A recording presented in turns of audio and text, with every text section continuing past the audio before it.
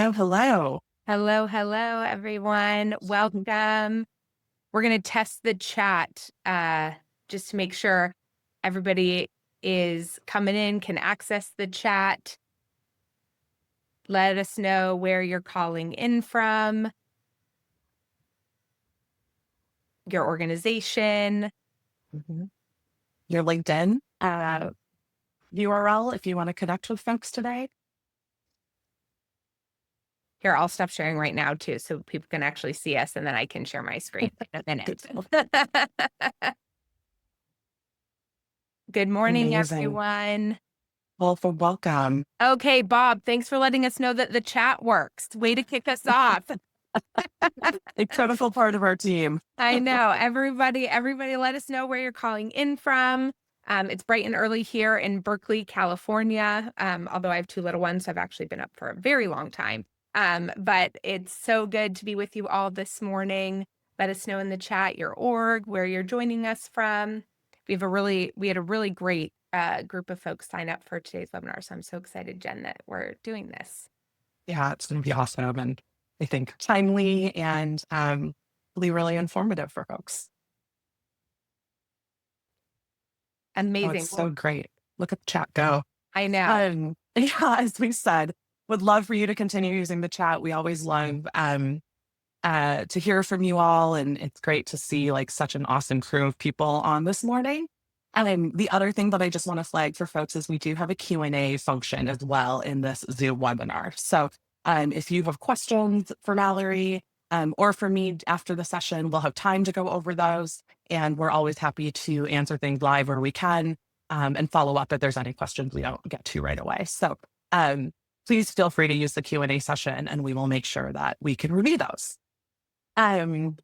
Great. I think we've got a good number of folks in here, so I don't want to take up any more time. I just want to give a quick intro about who I am, what we're doing, who Mallory is, very high level, what we're doing here today, and then I'll kind of kick things over to Mallory.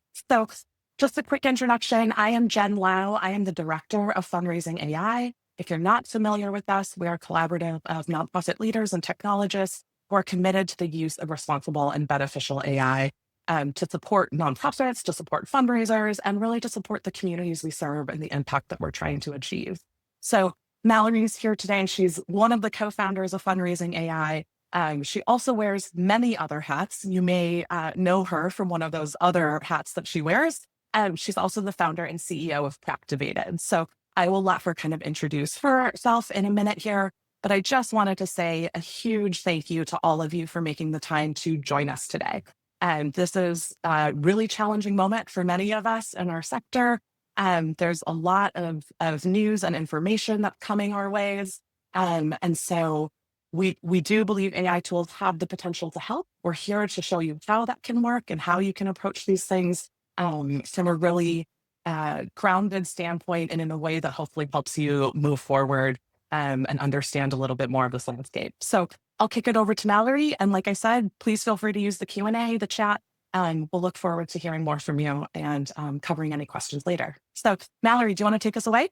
Sure. Thank you, Jen. And Jen is being very humble. She really helped build Fundraising.AI and that community and the global summit. I think it was, 2 years ago now where I hired her to join my coaching business. And I was like, yeah, you're going to be involved in all of these different things. And then Fundraising.AI just exploded. The need became so clear for there to be a collective of folks leading the way around how we talk about the responsible and beneficial use of AI. And we absolutely could not have built that organization, entity, any of those things without Jen. So she is phenomenal. And I'm so excited for more folks to get to know her. And we'll bring her back on in a little bit too, when we talk about some more details around the responsible AI framework. Can you all see my screen? My Zoom is being funny in terms of what it's letting me see on your view. But okay, Jen's giving me the thumbs up. Matthew gave me the yup. So, okay, great. Thank you, Giancarlo. So if we haven't met before, it's so nice to meet you. My name is Mallory Erickson. As Jen was saying before, I'm the founder and CEO of Practivated, one of the co-founders of Fundraising.AI. I'm known for my work in my signature program, which is called the Power Partners Formula, and my podcast and book, which are both called What the Fundraising. So maybe you've heard of one of those things. You can connect with me on Instagram. Giancarlo can drop my LinkedIn URL as well. But probably like a lot of you, if you aren't familiar with my work, I want to give you a little intro to like why I'm here, why I'm talking about these things, and the perspective that I'm coming to this conversation from. So let me know in the chat. I know it's early for folks on the West Coast, but if you can just put a little why in the chat, if you also identify as an accidental fundraiser. Because for me, I started to get promoted up through nonprofits, first in a managing director role and then an executive director role. And it came with really big fundraising responsibilities. And I had a lot of, beliefs about what that might look like. I was going to have donors coming to me and I wasn't going to be overworking. And oh, it was just the same as leading a program. And I just had to bring money into conversations now. And the reality was quite different. And I call this my impact report fake phase, where I felt this pressure to put up this appearance everywhere that I had it all together. But the reality was it was a constant hustle. I didn't have a donor pipeline that I trusted. I was working 12 to 15-hour days. And it just felt like I was never going to get out of this struggle mode. And I got to a moment in my career where I was like, I either need to figure out a different way to fundraise, or I think I need to leave the nonprofit sector because I just can't get this fundraising thing to work for me. And I ended up having this incredibly lucky combination of life experiences where I got certified as an executive coach, trained in habit and behavior design and design thinking. And those frameworks really came together and fundamentally changed the way that I fundraised. And it had big financial implications, but more than anything, I started to feel differently as a fundraiser.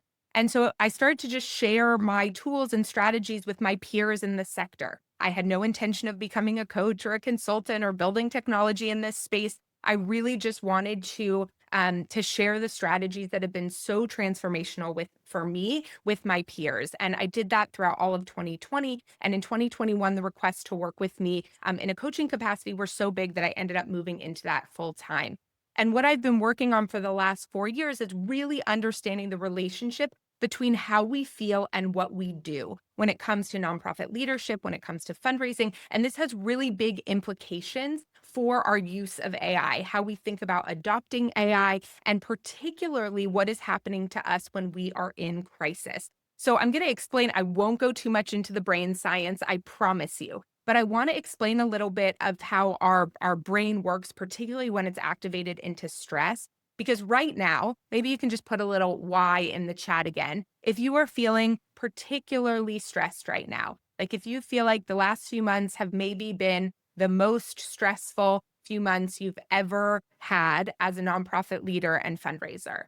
So and I'm seeing the why, I'm seeing the multiple whys coming in. Okay. So it makes perfect sense that you would be feeling more stressed than ever in your role and in this sector, given everything that's happening around us politically, economically. I feel honestly sort of exhausted because I feel like for 5 years I've been like unprecedented times. But truly, the level of stress and pressure that is on nonprofit leaders right now, I've never seen anything like it. And so I just want to explain a little bit about what's happening and how normal that is so that we can design strategies and design how you approach AI from that place. Okay.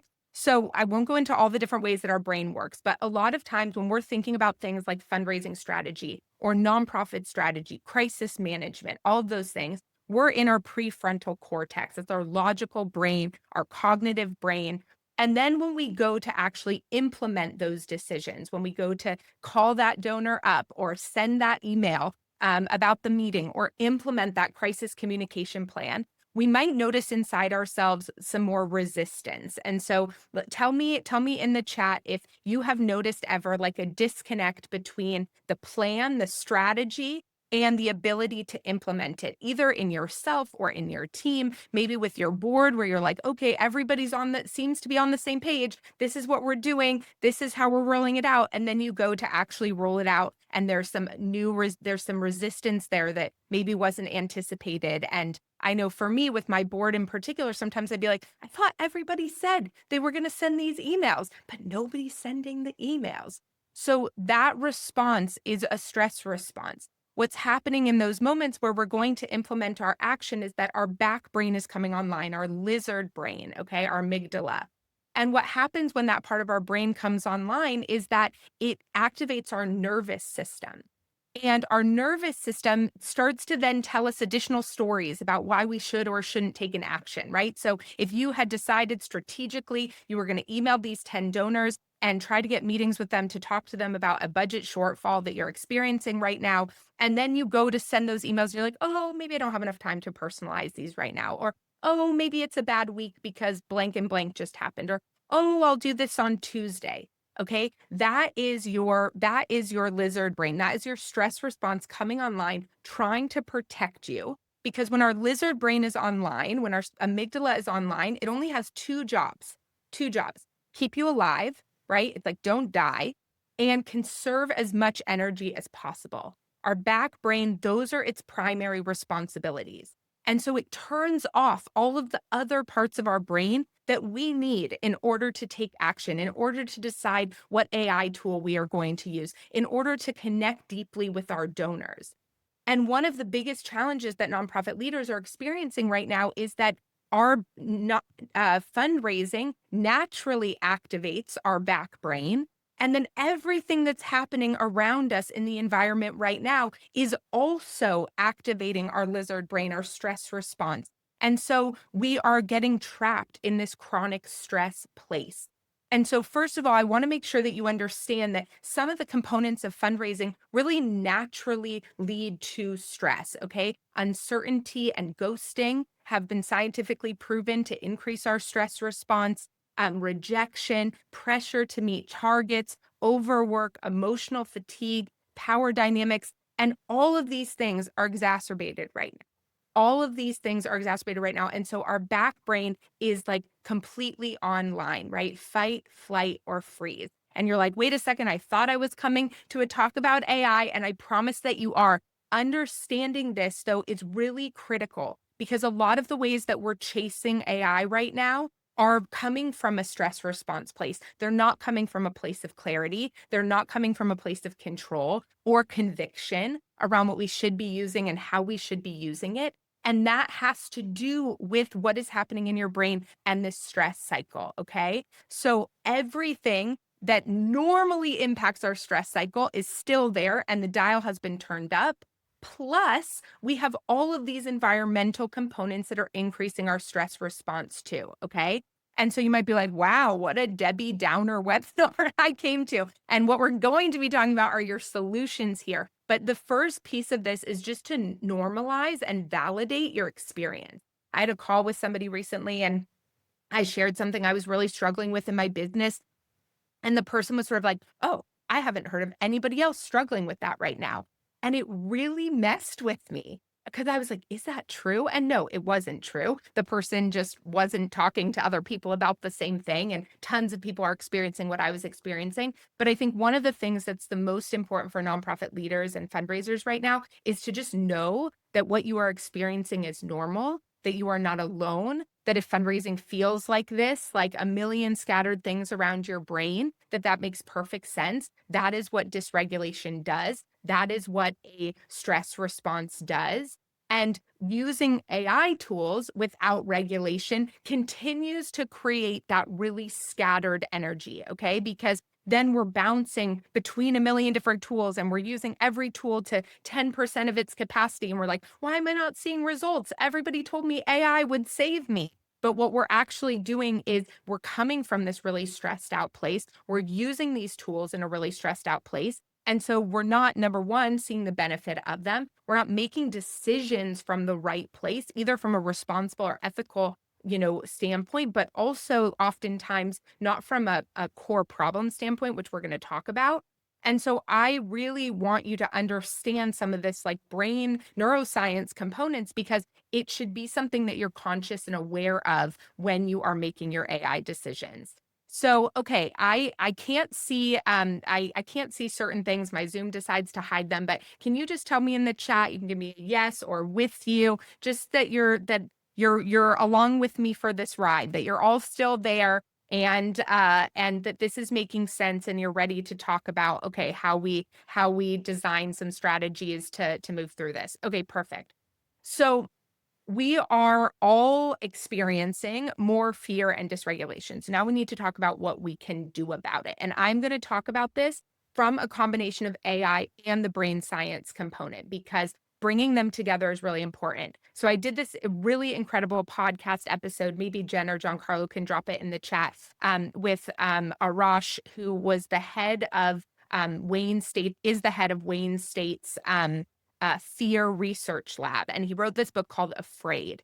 And on the podcast episode, we talked about what are the things that actually decrease our fear. Okay. So right now you are experiencing a lot of fear between what might be happening to your communities because of external decisions that are happening, because of fear around how you're going to hit your fundraising or nonprofit goals for the year. And so there are three primary things that help us decrease fear: the role of control, and the role of control also means the feeling of control. So you might be like, well, Mallory, I'm experiencing a lot of fear right now because I don't have any control over X, Y, and Z. I understand. But even the feeling of control decreases our fear. So we'll talk more about that.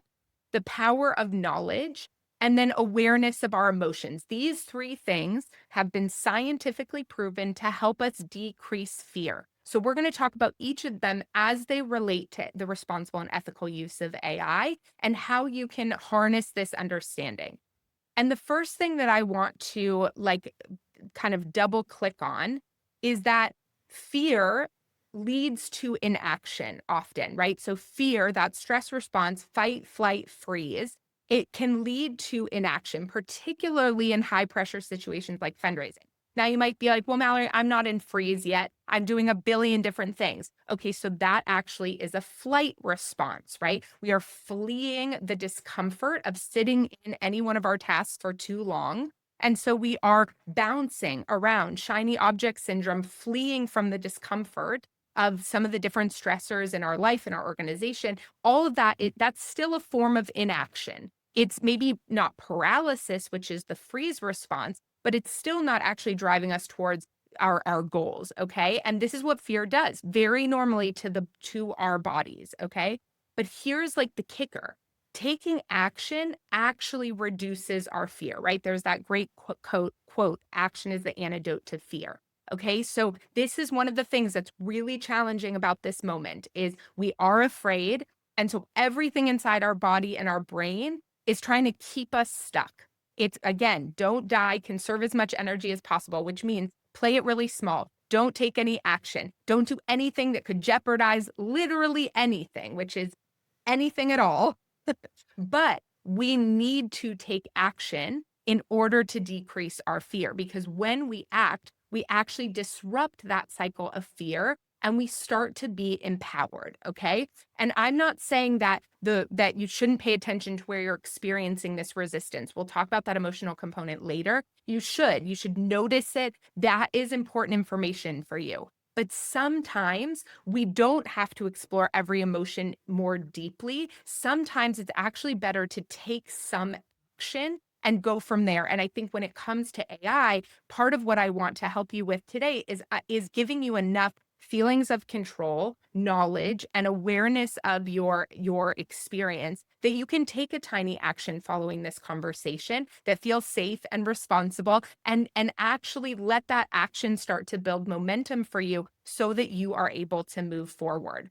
So one of the things that I hear the most from, actually, I'm going to talk about this first. So the very first piece around like the role of control is that I think when it comes to AI, a lot of us are in reaction mode. And this is also a product of our stress response. This absolutely has been true for me. But how many of you have selected a tech tool or made a decision about AI because you read a piece of marketing or you saw an ad And that ad told you that you needed to have this thing and you wouldn't be able to do X if you didn't have this thing. And a lot of your kind of like adoption of certain tools has been from that reactionary place. And maybe it's just me, but I've heard that it isn't just me out there. So you might be ready to share this in the chat. It's okay if you aren't, but I've heard from a lot of people that they feel this, they're being very reactionary to how they're learning about tools, trying out tools, implementing tools. And so I want to talk about this because when we're in fight, flight, freeze, this actually has some additional implications. Okay. AI tools can absolutely help the moment that you are in, right? We have never dealt with something like this inside of our sector. And we've never had the potential to address some of these shortfalls with the technology in the way that AI gives us that ability. Okay. We have the ability to be more efficient, effective, personalized, precise, ready, confident than we've ever been before because of these tools.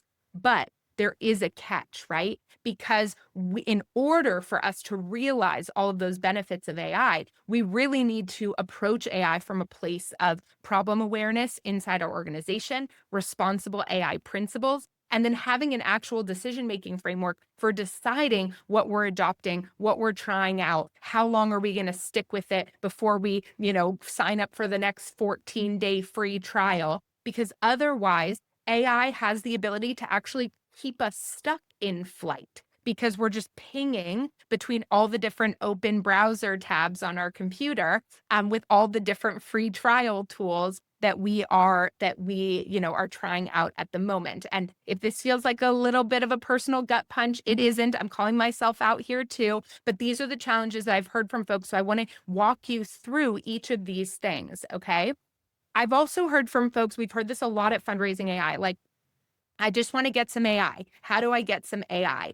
And that question is not going to lead you towards the type of AI that's truly beneficial for your organization. The point is not to get some AI. The point is to solve a problem inside your organization that you are really struggling with and to figure out the right solutions for solving that problem, some of which, and maybe many of which right now, can be solved with AI. But we need to really start with the problem that you're experiencing. What is the biggest challenge that you are experiencing in your fundraising right now? I'm actually going to give everybody a quick moment right now to put that in the chat. What is the biggest challenge that you feel like you are experiencing in your fundraising right now? One sentence, throw it in the chat. Let's like have you guys start to think through what clearly define the pain point that you want to address right now. Okay, finding funders. Yep. Getting people to get back to me or meet with me, finding new funders, getting grants, investors are risk averse, leadership transitions, turnover. Okay, amazing. Okay, keep sharing those. So this starting from the place of what the problem is going to be what helps you identify the right tools and the right approach to your AI adoption. Okay. And so the very first thing is to clearly define your pain point and to pick one priority pain point. Okay. And then to think about based on your organization and, you might have an IT policy, maybe you have an AI policy, maybe you have you're a Microsoft organization. And so you have to use all products that work with this, or you're a Google organization. So you have to all products, like identify your must-have criteria. So clearly define pain points, identify your must-have criteria. And then from a responsible and beneficial perspective, we want you to add into your decision-making framework, making sure you're doing a check around privacy, security, and transparency information. Because a lot of you, if you're signing up for this webinar today, you are not just looking to get some AI. You want to make sure that the way that you're using AI in crisis is responsible, is beneficial, is ethical. And so bringing into your decision-making framework around tools, looking at some of these settings is really important. And increasing our knowledge around what is the responsible use of AI can also decrease our fear. So I'm going to bring Jen up in a second to talk more about the fundraising AI framework related to this point. But the thing I want to say is that, the fear that we're experiencing right now is the fear around our funding, is the fear around our organization. For many of us, it's the fear we're experiencing in community, maybe where we live, and fear around AI. So the tools and strategies I'm trying to give you today are actually ways to address like multiple layers of fear, right? Layers of fear and, increasing your sense of control around your nonprofit challenges and your fundraising challenges, increasing your knowledge and understanding around the fact that you can use AI responsibly and ethically by taking a few things into consideration. The power of that knowledge can decrease your fear on the AI side of it, right? Because we're trying to get you to this middle point where to support you to be able to make decisions and take action from a place of control and clarity and knowledge, and to be able to decrease your maybe fear around AI to allow for a tiny action that helps move your organization forward and adopt something ethically and responsibly. So, a big part of what helps get organizations and individuals over the action line with AI is understanding a little bit more about what does responsible AI even mean? Is there a way to do this ethically? Is there a way to do this carefully? And so I mentioned this before, but giving ourselves permission to learn and understand is actually going to reduce our fear because it replaces the unknown with knowledge, right? I mentioned before that uncertainty creates a lot of chronic stress and burnout, and we're experiencing a lot more uncertainty. So anywhere we can increase our knowledge a little bit helps us replace that unknown with more knowledge that then ultimately reduces our fear. And knowledge provides clarity, right? So you can't, without having a little bit more knowledge around the responsible and beneficial use of AI, get more clear on what are the right tools for you and what are some of those criteria that you want to be taking into account when it comes to a responsible and beneficial framework. So Jen, do you want to talk to us for a moment just about the framework around the responsible use of AI at FAI, and then we'll keep going with some of the other tools and strategies here. Sounds great. Thanks, Mallory. And I think to your point, knowledge is really a big part of what we want to impart at Fundraising AI. We want to help um, illuminate some of the challenges, questions, fears, as Mallory's been talking about around AI, and also give you some principles and some baseline criteria to keep in place as you're evaluating what's really important to you and your organization. So I think one of the things that we developed, which really is the core of Fundraising AI's work, is this framework for responsible and beneficial AI in fundraising specifically. And this was really, we launched this in 2023. I almost said 2003, which would be really impressive that we were talking about this framework for AI back then. But we launched this in 2023, really even before we launched our global summit, really before this conversation was taking place at scale. And what we really wanted to do in this case was provide, using the input of many leaders in this sector who were starting to really look at the advent of AI. We wanted to draw up a framework of 10 core principles to help you understand and help all of us understand what it means to use AI responsibly and beneficially. So I won't go into detail on each of these. John Carlo has been kind enough to drop the link directly in the chat if you want to check out the framework in more detail. But I also did want to mention that one of the things that's really important to us is that this framework is a living document. We have a dedicated framework review committee that reviews this twice a year. The pace of change in AI, but also in our sector, especially as evident over the last few months, is unprecedented. I will try not to keep using the word unprecedented, but it applies. And so, oh, Cindy, that's great feedback. Thank you. We've seen the framework get taken up by a lot of folks who are looking to understand the space better. So I'm very happy to hear that this was helpful in some of your trainings. So yeah, you can learn more about the framework. I'd highly encourage you to. But one of the things that I wanted to go over with you all today is now what, right? Like we've got 10 great sounding words, 10 great sounding principles that we can all, I think, agree to in theory. And this is something that folks actually sign on to endorse, and these principles and their desire to adhere to these and implement these. But ultimately, there's a lot of information here, and I want to make sure we connect this to what you can do with some of these framework principles in practice when it comes to taking action. So we can jump to the next slide. what I want to give a few examples of how organizations out in the field, like you, how leaders in the field are really thinking about these principles and like I said, taking action. So in this case, we had an organization who was testing multiple tools. And I think you can see where we mentioned productivity gains. That's the big promise, right? That Valerie was talking about. That's the hope, is that we're gaining productivity.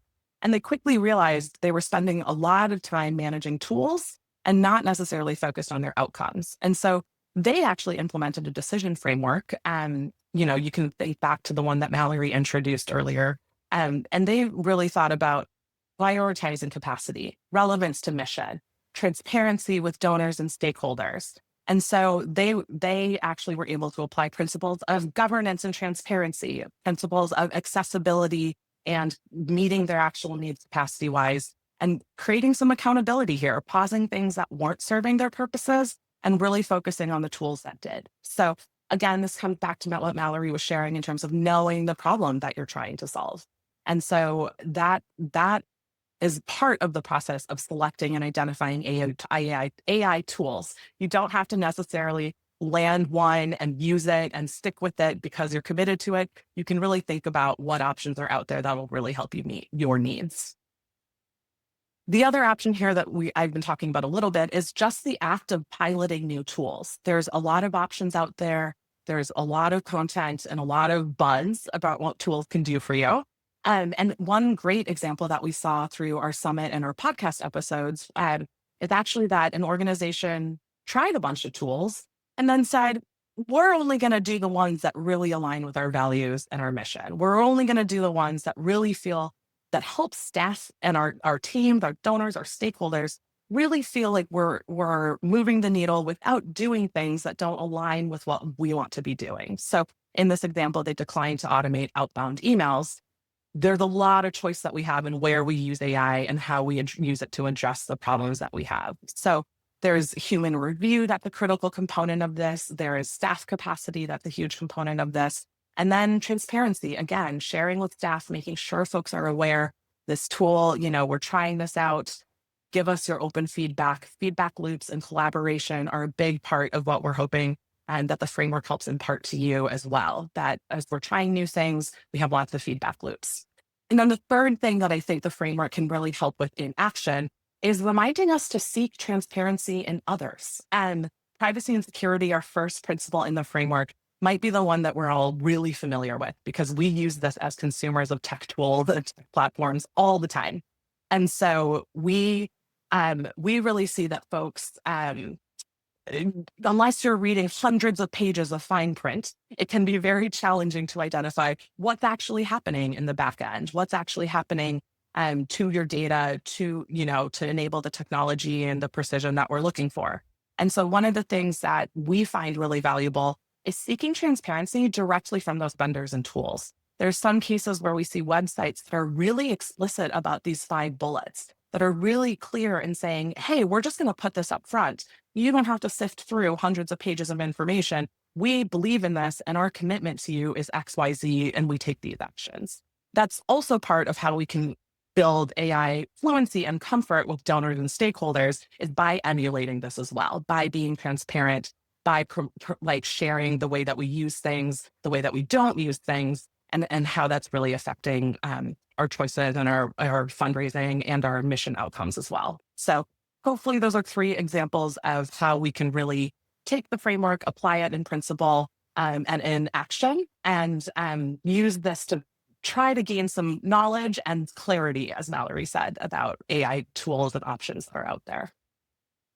Yeah, Jen, that is like this is such great advice. And I realize I took off the photo here from the Proactivated website. Giancarlo, if you want to share, like we have on our website in the top header, responsible AI is one of the tabs. And so folks want to look at, what does it look like to sort of be forward about how you talk about these things on a technology website. You can check that out there. The other thing I'll say is that I actually use generative AI a lot to help me understand privacy policies and security policies. So I will take, if I'm deciding about a new tech tool, one of my favorite ways to use generative AI is to have it like talk to me like I'm 5 years old And so I will take like these big legal policies that are so hard to understand. I'll put it into a generative AI tool and I'll say, as a user, tell me about all of the vulnerabilities from a privacy, data, transparency perspective and explain it to me as if I'm 5 years old. And it like really helps me understand better or to compare two policies. Maybe I'm deciding between two different note taker apps and I want I use generative AI to actually help me look through them and identify the places where, one might have better privacy and security than another. So, if you're using a paid version of Claude or ChatGPT, and the reason I say paid is because if you are not paying for the product, you are the product. And so the safest way for us to engage with tools is on a paid version of them. That tends to be when a lot of the privacy and security measures start to kick in. And so whatever you're, whether you're using Gemini or Copilot, whatever it is, you can use some of those tools to help you evaluate some of these things too. And so I use it a lot to help me do that. One thing I want to chime in on before we jump here, I also meant to mention the agency that we all have if we're not seeing this information or if Mm. we've got questions about the outcomes of having that generative AI kind of breakdown. So I think one of the things we've seen is folks are really asking good questions of their vendors and their tools to understand, does this align with my mission? Does this align with what we're trying to achieve out in the world? And so one of the things that I just want to close out with in this slide is just to reiterate, if you're not seeing these things, you can ask about them. You can really like compare and contrast vendors and tools based on the principles that are most valuable to you. And so I just want to drop that little nugget in that you have agency to seek transparency in any of these choices that you're making. Yes, so important. And I think, a big part of our incentive around fundraising AI was to create market incentives for people to build responsible AI. And so, absolutely, if you're seeing a level of transparency or privacy with one tool that you're not seeing with another, you should be sending them that. Like, we have a really big role as consumers in helping the market become more ethical and responsible and beneficial. And so everybody really does have a voice in that. Nancy, I just want to, I'll move on to the decision making framework component here. Thank you, Jen, so much. But I do want to address, Nancy is saying that, she's in a position where employers are refusing to pay for AI. And I think, everybody's in a different boat. At Practivated, we're certainly seeing a lot of people adopt AI right now. And I know other AI tools are as well. I think sometimes with employers who are making blanket statements like that, it does invite, maybe the first step is creating a one-page governance policy for that organization or understanding where that resistance is coming from on a leadership level and then thinking through the strategies to address that. It's going to be different for every organization. And we're seeing such a huge spectrum here in terms of AI adoption and readiness so I know, one size fits all is not true for everyone. So I'm going to talk to you about the decision-making framework, and I'm going to highlight a few tools as well in our last moments together. But I want to bring up something that appears in a lot of my content, which is this cognitive behavior loop. This is a coaching framework. It's also seen in certain like therapies and things like that. But it's the idea that our thoughts and our beliefs inform how we feel and then ultimately what we do, our decisions, our actions, and that's what inform our results.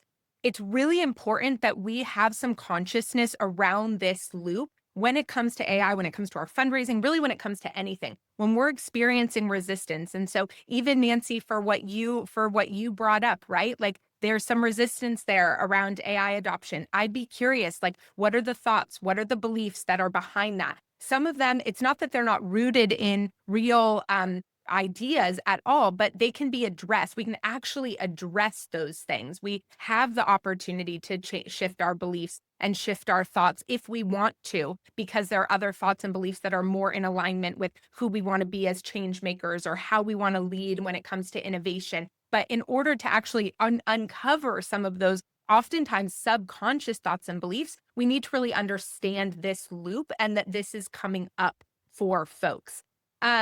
So, we heard from people and a lot of you put in the chat earlier. I'm going to talk through some tools right now, but we ask in at Practivated, like which aspect of donor relationships feel the most difficult to you?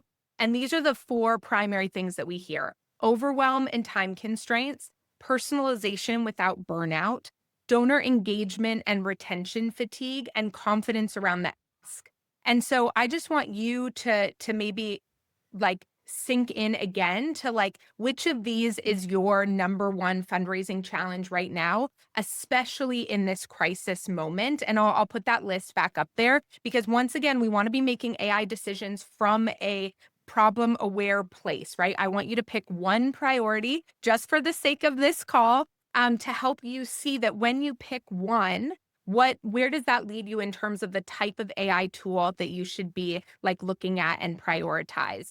Um, and yes, many nonprofits don't use it because of HIPAA. However, there are a number of tools that have HIPAA compliance inside their AI tools. Even Practivated and our voice conversations has a HIPAA compliance mode that can be turned on. And so, and we work with healthcare organizations over in Practivated because there's no identifiable donor information that goes into the system. So, and there's no BAA required for using Practivated for a healthcare entity. So, I think in general, we want to get curious with folks, and it's easy to have kind of like binary statements around things, but there are a lot of opportunities to use AI in ways that are beneficial, and still adhere to all of the privacy and ethical and transparent needs of all different types of institutions. Okay. So now hopefully you have in your head which of these four you want to zero in on. So I'm going to explain the types of tools, and I'm going to give you one example,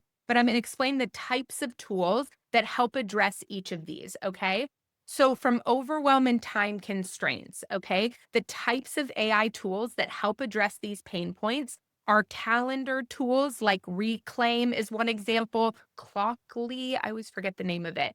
Clockwise, maybe. There's a number of different ones, but time management and focus tools can really help blocking schedules, making sure you have buffer time, making sure you get deep focus time. That's what you might be looking for, a tool like that, if that's your biggest pain point.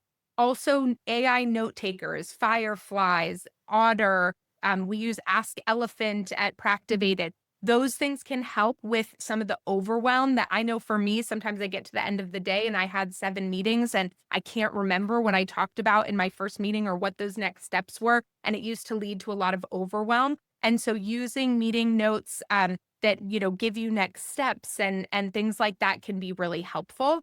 If personalization without burnout is one of the challenges that you are experiencing, this is such a big area. So what I'll just say is that, this is everything from creating automations inside your CRM system with personalization attached to them to using something like Grammarly, that now has, I think Grammarly Go is what it's called, to be able to help you create content more quickly in your voice, in your tone, with your organizational knowledge inside of it. And again, the human touch is really important. It doesn't mean it's going to be, completely done, but it can take 80%, 90% of the time it takes to complete off of your plate. Other things like this can be your favorite generative AI tool, whether it's ChatGPT or Claude or Gemini. Any of those can be used. Copilot can be used to help you create more authentic, personalized communication. It's not taking the authenticity away because it's not doing it without you. It's just helping you get there. It's just helping you get there faster and be able to do more of it at scale. Donor engagement and retention fatigue. So, one of the things that I've loved the growth of this content area in our sector around responsible storytelling. And so video can be one of the biggest ways that we can connect more deeply, deepen engagement. Everything is saying that videos, perform the best from LinkedIn to Instagram to all the different things. And so thinking about the ways you could be using video in authentic ways, in responsible ways. And so that could be, a tool that helps you create video content at scale. It could be a tool that helps you send personalized videos at scale. Gravity, Thankview. There's lots of different tools like this. I'm just trying to kind of show you categories like that. Sarah, in terms of the HIPAA compliance piece, we might be able to follow up after with that, with like some tools specifically spelled out. But here's one thing I'll just say about the HIPAA compliance. Oftentimes it's a setting. So there's two different pieces. For example, with Practivated, the reason why Practivated is a donor conversation simulator. You have practice conversations with donor avatars. You get scored on those conversations so that you can grow your ability to connect with donors, build your confidence, build your fundraising skills in a safe and judgment-free environment. Inside Practivated right now, you can practice for individual, corporate, foundation funders. When you select individual, there's no identifiable donor information in there. So we don't have the HIPAA thing turned on in Practivated, although we could. But the reason it doesn't need a BAA is because it's AI without donor data. It's a completely independent system. So the reason I'm explaining all that is because for HIPAA compliance, there's sort of like two categories. One is AI tools that are going to touch your donor data and therefore need to be HIPAA compliant. And we can put together a list for that. But the other piece here, if HIPAA compliance is something you're really concerned about, is that for a lot of organizations, you can have completely independent standalone AI tools. And if they don't touch your donor data, they don't have to fall into that like HIPAA compliance category. So healthcare folks are inside Practivated practicing grateful patient conversations. We're creating avatars that are similar to many of their donors, but it doesn't have any identifiable donor information. So for folks who feel like they might have a hard line around certain things like that, I just want you to be aware that there's sort of like two different categories of the ways that you can think about privacy and transparency and all of those things, and they relate directly to the way in which the system is processing data and what data it's processing. So I hope that makes sense. That led me straight into the Practivated piece, which is around confidence, around the ask being something that came up, and so we use Practivated to help people really build that confidence. And the other thing that I just wanted to show you and sort of use Practivated as an example is, I mentioned at the very beginning the three things that help us decrease our fear, right? Increasing feelings of control, increasing knowledge, and increasing our awareness around our emotions with something. And so, whatever tool you're looking at, for whatever reason and top priority you identified, I would look at how the tool helps you decrease fear. How does it help you decrease fear with AI? How does it help you decrease fear with your fundraising, right? Because right now in crisis mode, the most important thing that we can do is help decrease our fear, help decrease our stress response so that we can take whatever action is going to be the most beneficial action. So, for example, just as an example, inside Practivated, one of the ways that we help people increase feelings of control is by giving them the ability to simulate these moments of donor conversations that they're the most scared about. So, being able to go in and start a conversation that kicks off with the donor saying something about unrestricted funding, or a sensitive political moment, or donor budget concerns. And so this increases the fundraiser's feeling of control that they can go into those meetings and have those conversations and get into the meat of it. Okay.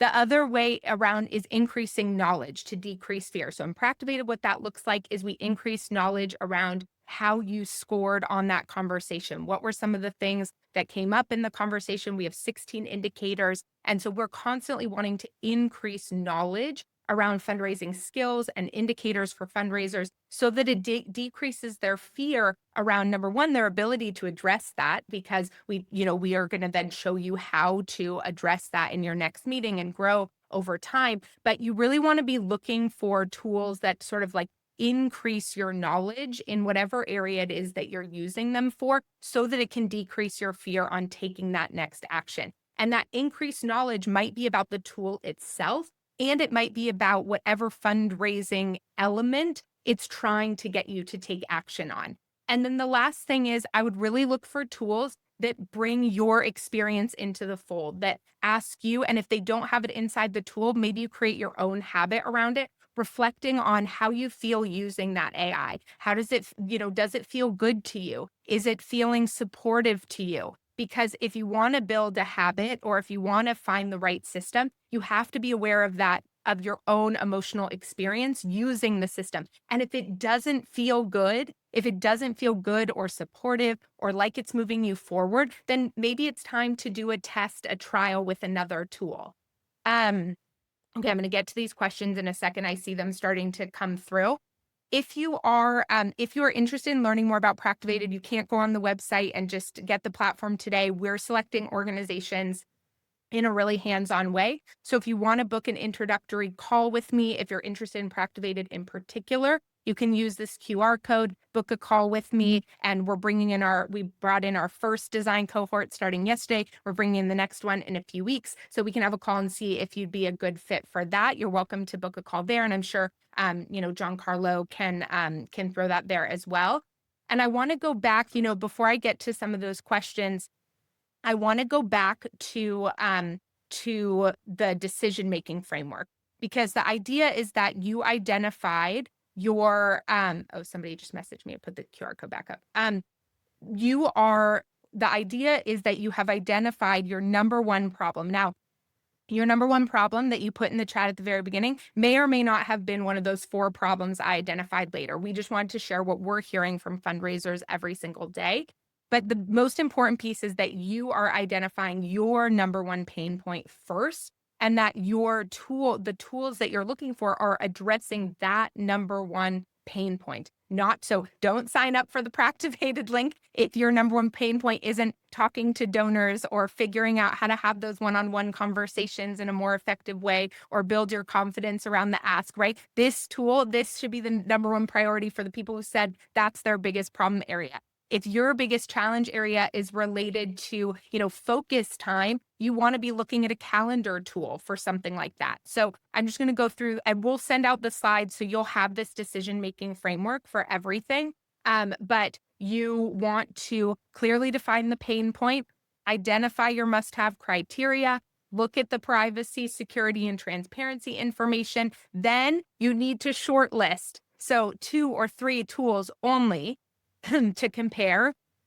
And if you have a clear winner, that's the one you trial first. Otherwise, honestly, close your eyes and pick one, okay? Because we can get into analysis paralysis, especially when we're in a really stressed out state. So the purpose is, remember, action. It builds momentum. Action decreases fear. So if you have 2 tools and you're like, I don't really know what's going to be the better one, close your eyes, point to one of them. And that's where you're going to start for 1-week trial. See if it's the right fit for you. And then if it feels good, if it feels like it is the right fit, then you're going to integrate it in. And then you should give yourself at least a month of really using the tool before you make another big decision around it. So to really work to build a habit around that tool and then have a check-in at that month point. Has it solved this pain point? Is it the right solution for this? And during that time, I should have put this on there, but during that time, I would really encourage you to really think about like what you're not going to adopt, especially during the trials, right? A big piece of this is around focus. And so we don't want you to just jump from thing to thing to thing, or you're in the middle of this trial and then you pick this other thing. You're really committing to one thing at a time to be able to identify whether it is really working in addressing that number one pain point for you. Okay. So how to reduce fear about plagiarism and copyright. So Cindy, there's actually like 2 components here. One is definitely when you're looking at generalization in terms of when you're looking at using a generative AI tool, you should read some of their policies around that. I will also tell you that I've tested a lot of generative AI tools around this, where I've sort of like asked the same prompt in multiple tools to see which ones might plagiarize and which ones won't. And the tool that consistently said, like, I can't do that because blank, blank, blank was Claude. So Claude was really built with this in mind. And so definitely do your own research, do your own testing, look for this. But this is, I think the biggest way to reduce fear around that piece is how you actually like use it also, and making sure that, however it is, whatever you're asking it to do is number one, being careful in that way. But then the other thing is look at this inside how the tool talks about it and how they think and address this as well. Um, so Kendra, I'm not sure if I'm pronouncing your name correctly. Sorry, my allergies uh, are quite bad at the moment. So I think that Jen, part of the framework piece is going to involve, and sort of the next steps in the guidance that's going to come out in the framework is going to help with some of these like questions. But if you go on Fundraising AI, even if you just look at some of the details around each of the 10 different elements, you will have some more guidance there around kind of what you're looking for and could turn that into questions pretty easily. So if you go to the fundraising.ai /framework page and you look, you can sort of like expand the 10 different element areas, then you'll be able to see kind of like what you're looking for in each of those areas. Um, okay, so really interesting. I think the climate justice piece is really important. So, one thing that this is a really big topic, and we're going to be talking about this more at the Fundraising AI Summit. I used to run a grassroots environmental organization, and I've been really involved in Patagonia. Just wrote a chapter in their new book, Tools to Save Our Home Planet. And the AI conversation in the environmental community is a really important one. And there's a few different ways to think about it. One is that I'll say is like the biggest environmental organizations in are using AI because it's making them more efficient and effective. But they're using it in really conscious ways. I don't just want to say responsible, I want to say conscious ways. So, Jen brought up that case study before where the organization decided not to completely automate something. I think a part of that was because it used too much energy to do that, and it didn't feel aligned with their values to just be using AI for every single thing, because that is a lot of energy and it is a lot of resources. And so I think when you're thinking about like everything that we do consumes energy, right? And I was saying to somebody recently, I was like, a little bit of the like no AI at all costs feels like when cars were invented, us being like, well, we're just going to like stick to horse and buggy when the entire infrastructure of everything is changing that has AI as a part of it. But, I bought a hybrid in 2010 or whatever, and I'm really careful about where I drive and how I drive, and I don't go on joy rides, but I do use my car to get where I need to go and have to go where public transportation can't take me or our bikes can't take us. And so I really think like from an environmental perspective that we need to have nuanced conversations. It's really important. I'm not saying go throw AI into everything that you're using, but I do think that there are ways to be conscious and responsible. And especially if you're addressing AI from that problem aware perspective, then you're making sure that, okay, yes, we are consciously using resources around this. We know that. And we're doing so because we believe in this instance, for this use case, it is the benefit outweighs the cost. And if your decision is no AI under any circumstances because any resources is not worth it, that is a decision for your organization to make. But I do think it is in our interest as a sector